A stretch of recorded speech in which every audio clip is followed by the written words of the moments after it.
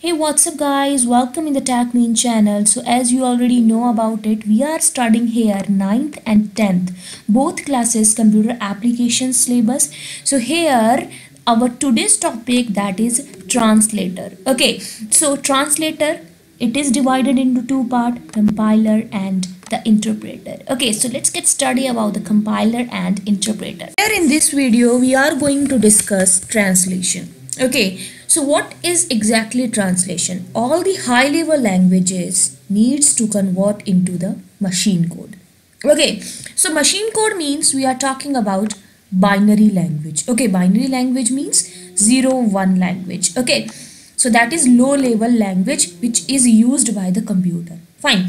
So almost all the high level language that we are writing in English language, or means then in appropriate language which is understand by us, by programmers. Okay, so we are writing our code in that language, but computer not understand this high level language. Computer understand only language which is in 0 and 1. We can say that binary machinery. Okay, so we have to convert that all the high level languages into binary language. For that we are using their translators. Okay, so that the computer understand the program after taking the required input.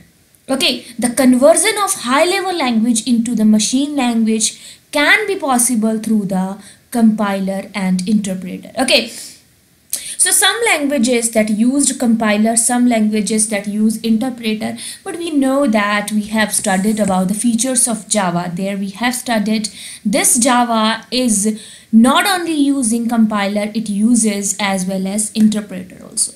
Okay, so now let's get study about the interpreter. If in one line I want to finish this compiler, what is this? So we can say that compiler means it takes the entire program and convert it into the object code, means the machine specific code. Okay, so one thing you just note down here, that is entire program.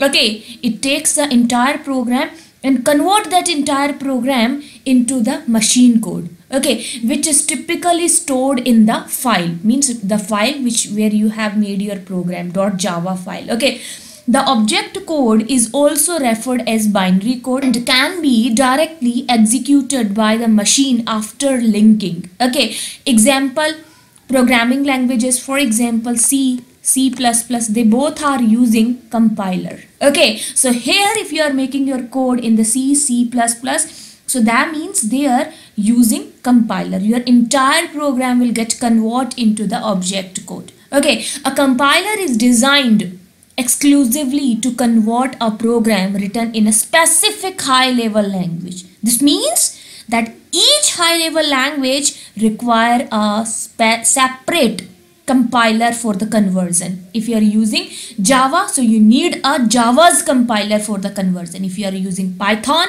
you need Python's compiler. Okay, it's just an example. Okay, so for example, a Fortran Pro compiler. Okay, so Fortran's compiler will compile Fortran's program. Okay, so it cannot work on Java's program. Okay, we cannot compile Java's program through the Fortran's compiler. Okay, a computer may have more than one compiler for more than one high level languages. Obviously, in a system, in a computer system, if you are using more than one high level languages, so obviously for specific language you need to install a specific compiler. So it can be possible that in a computer may have more than one compiler for more than one high level languages. Now let's talk about interpreter. Okay, so like compiler, I said if I want to define that compiler in a single line, so that is it converts whole program into the object code. But here in the interpreter, it converts the high level instructions line by line. Okay, this is the biggest difference between both. There your entire program will get converted into the object code, but here line by line into the machine level language. Okay, if error found in any line, so it will not check the next line. It will not execute the next line. It will get stopped there only. First of all, you have to remove the error there. Then you are allowed to execute the next line. Okay, this process is easy, but the program takes too much time for the execution. Okay, obviously it will take so much time. For example, you are writing any essay or something. Okay, so you are writing it on the copy, right? So after writing one line, you are going to the teacher and you are just asking for the checking. Then you are writing second line. Okay, so it's more complicated for your teacher and for you also. Okay, instead of going again and again for the checking, you just do one thing. You write your essay in a single copy. Once you write, and after that you go for the checking. Okay, which one is easy for you in a practical life? Obviously that the compiler work means you are going, once you are writing your code and after that you are going for checking. Okay, so if you think that in practically compiler is more faster than the interpreter, so that's true, because compiler is more faster than the interpreter. Compiler and interpreter both are system software, which known as language processors. It needs to convert high level into the low level language, so these are language processors. So here the difference between both, one difference you already know about it, interpreter one by one execute your statements, translate your statements, and here entire program, whole program will get converted into the machine code.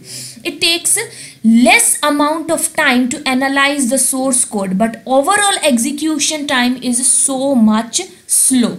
It takes large amount of time to analyze the code, but overall the execution time is comparatively faster. Continues translating the program until the first error is met, in which case it stops, and hence debugging is very easy. Okay, and in the compiler it generates the errors message only after scanning the whole code. Okay, hence debugging is comparatively so much hard, because here you know that interpreter, you know that in a specific line you have to debug your code, but here you have to find that line where you need to debug your program. Okay, so programming languages which uses interpreter, Python, Ruby, okay, these uses the interpreter, and here we are using programming languages, that is C, C++.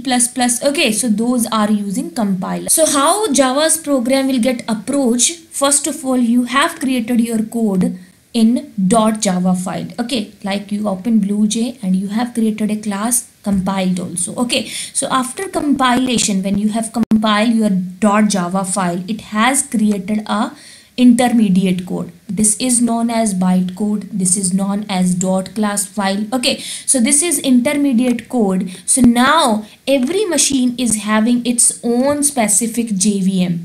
Okay, so if you talk about Mac, if you talk about Unix, if you talk about Windows based system, so they all are having their own JVM. Okay, so now this bytecode will get converted by those JVM in a specific machine language.